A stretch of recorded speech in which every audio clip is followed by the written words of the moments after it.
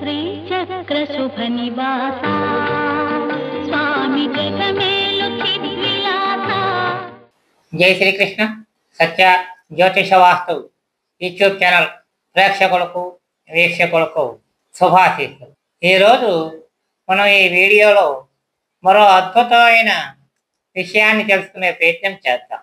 కలబంద వృక్షము లేదా కలబంద చెట్టు. ఇటీవల కాలంలో చాలామంది గృహాల్లో ఇది మనకు దర్శనం అవుతుంది. చాలా గొప్ప వృక్షం ఇది. దీనినే వాస్తు వృక్షము అని కూడా పిలుస్తారు. ఈ వృక్షం మన పెరటిలో లేక పెరటి ఆవరణలో ఉన్నట్లయితే ఎన్నో రకాలైన వాస్తు దోషాలకి చాలా గొప్ప పరిహారంగా శాస్త్రంలో చెప్పబడుతుంది. ఇక్కడ ఈ కలబంద చెట్టు ఇంటి ముందు ఉన్నట్లయితే ఆ ఇంటికి నరఘోష, శత్రుపీడలు అనేవి ఉండవు. కానీ ఇంటి వెనుక ఉండటం అనేది ఉత్తమం. ఒకవేళ ఇంటి వెనుక భాగంలో అవకాశం లేనప్పుడు మాత్రమే ఇంటి ముందు భాగంలో ఉంచే ప్రయత్నం చేయండి. అలాగే ఆగ్నేయ మూల ఎట్టి పరిస్థితుల్లోనూ ఈ వృక్షమును ఉంచరాదు. అంటే దక్షిణ తూర్పు కలిసిన ఆగ్నేయ మూలలో ఎట్టి పరిస్థితుల్లోనూ ఈ కలబంద చెట్టు ఉండరాదు. ఇంటికి వెనుక భాగముల అంటే తూర్పు సింహద్వారం అయితే పడమర భాగంలో, దక్షిణ సింహద్వారం అయితే ఉత్తరంలో, పడమర సింహద్వారం అయితే తూర్పులో, ఉత్తర సింహద్వారం అయితే దక్షిణంలో మాత్రమే ఈ చెట్టు మన గృహావరణలో ఉండవాలి. అవకాశం లేనప్పుడు మాత్రమే ఇంటి ముందు పెట్టుకునే ప్రయత్నం చేయండి. అంత గొప్ప ఫలితాన్ని ఇచ్చే వృక్షం ఇది. దీనికి సంబంధించిన ప్రక్రియలు వారంలో అంటే 7 రోజులలో కేవలము సోమ, మంగళ, బుధ ఈ 3 రోజులు మాత్రమే చేయవలను. మిగతా రోజుల్లో చేసే ప్రక్రియలు మనకి ఫలితాన్ని ఇవ్వవు. ఏ గృహములో అయితే కుటుంబంలో కలహాలు ఎక్కువ ఉంటాయో, భార్యాభర్తల మధ్యన అన్యోన్యత తగ్గిపోవడం, పిల్లలకి తల్లిదండ్రులకి మాట కలవకపోవడం, అప్ప చెల్లెలు అన్నదమ్ముల మధ్యన మాట కలవకపోవడం, ఇటువంటివి దోషాలు ఉన్న గృహములో అంటే ఆ ఇంట్లో మనశ్శాంతి ఎక్కువగా ఉండదు, ప్రశాంతత తగ్గిపోయి అశాంతత ఉంటుంది.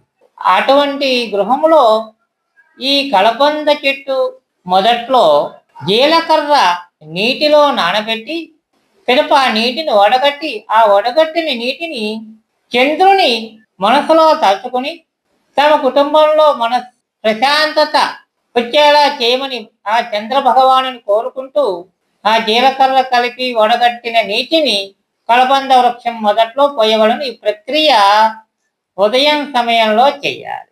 కుదరని వారు సాయంత్రం కూడా చేయొచ్చు, అభ్యంతరం లేదు.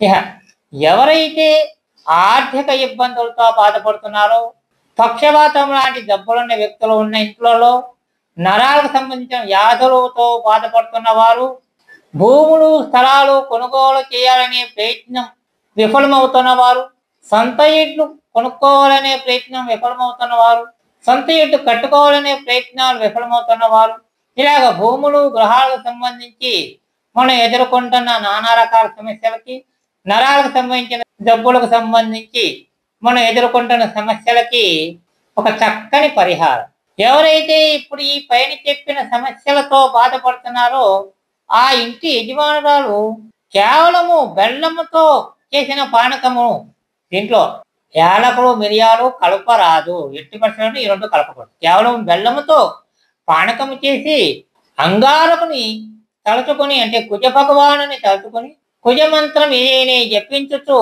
ఆ కలబంద వృక్షము మొదట్లో ఆ బెల్లపు పానకమును పోయితుండవాలి. ఇలా కొన్ని మంగళవారం చేసేతో మీ సమస్యకు చక్కని పరిష్కారము ఖచ్చితంగా లభించి తీరగలదు. ఇక 3వది ఆఖరిదైన బుధవారము ఎవరైతే వ్యాపారంలో అభివృద్ధి లేదని బాధపడుతున్నారో, ఆర్థిక ఇబ్బందులతో బాధపడుతున్నారో, నానా రకాల అనారోగ్యాలతోనూ బాధపడుతున్నారు, అటువంటి వ్యక్తులు ఆ ఇంటి యజమానురాలు బుధవారం నాడు రాగి చెంబులో నీటిని తీసుకొని దానిలో తేనెను కలిపి కాస్త విష్ణుమూర్తిని తలుచుకుంటూ ఓం నమో నారాయణాయ అనే మంత్రమును జపించుతూ తేనె కలిపిన ఉదకమును అంటే తేనె కలిపిన నీటిని కలబంద వృక్షంలో మొదట్లో పోయిస్తూ ఉండేవాడు. ఇలాగ కొన్ని బుధవారములు చేస్తున్న ఎడల ఖచ్చితంగా ఆ ఇంట్లో అనారోగ్యములని సమసిపోగలవు, వ్యాపార అభివృద్ధి చెందగలదు, ఆర్థిక ఇబ్బందులు తొలగిపోగలవు. ఇన్ని గొప్ప లక్షణాలున్న ఈ వృక్షాన్ని ఒక దేవతగా భావించి మనం ఈ చెప్పిన పరిహారాలను ఖచ్చితంగా చేసినట్లయితే చక్కని ఫలితాన్ని మనం పొంది తీరుతాం.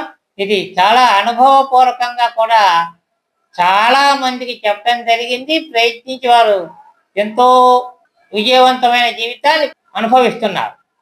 కాబట్టి ఈ విషయాలను మీ మిత్రులకు అందరికీ షేర్ చేసి, వీడియోలను లైక్ చేసి, మీ అభిప్రాయాలను కామెంట్ రూపంలో తెలియజేయండి. సబ్స్క్రైబ్ చేసుకోండి. మీ మిత్రులు, బంధువులు, శ్రేయాభిలాషులతో సబ్స్క్రిప్షన్ చేయించి ఇటువంటి విషయాలను 10 మందికి తెలియజేయాలనే నా ప్రయత్నానికి మీ వంతు సహకారాన్ని అందించండి. స్వస్తి. జై శ్రీకృష్ణ.